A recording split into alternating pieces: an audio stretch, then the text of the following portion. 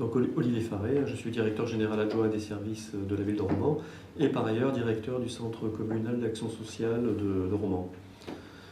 Donc le projet qu'on a mené, c'est un projet de performance sociale et qui s'inscrit dans la volonté des élus de placer l'attractivité du territoire et la satisfaction des usagers au cœur de leur projet sur les 15 prochaines années.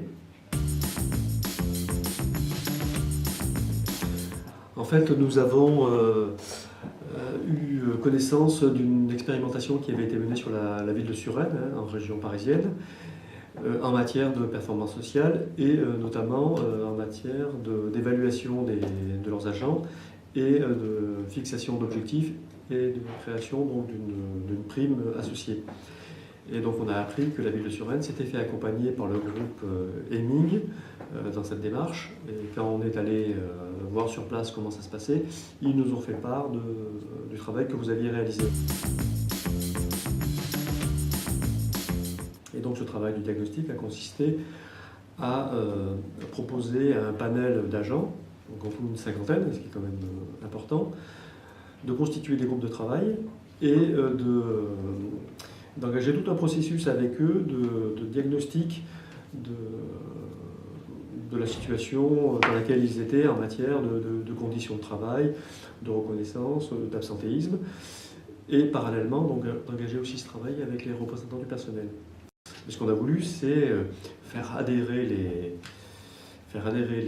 les équipes de manière à donner un peu plus de force à cette démarche.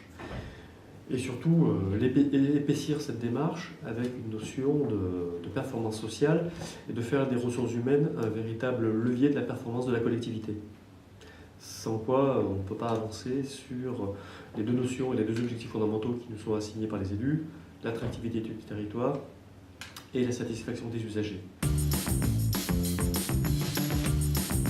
Et donc l'idée était de réaliser un sondage étalon au mois de juin 2017 pour savoir ce que l'on valait, quel était le ressenti des habitants sur les services qui sont délivrés par la collectivité. Alors il y a deux choses qui me sont apparues dans la réalisation de cette démarche de sondage. La première, c'est contrairement à toutes les remontées de peur que certains pouvaient avoir, que ce soit des agents ou des cadres ou même des gens extérieurs, c'est que le sondage déjà a été bien perçu par la population.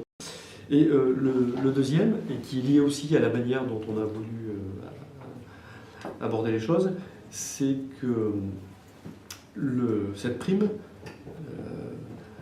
qui donc est corrélée à la satisfaction des usagers, concerne tous les agents. En clair, l'idée c'est vraiment d'engager l'ensemble de la collectivité dans un projet collectif, et donc tout le monde est logé à la même enseigne.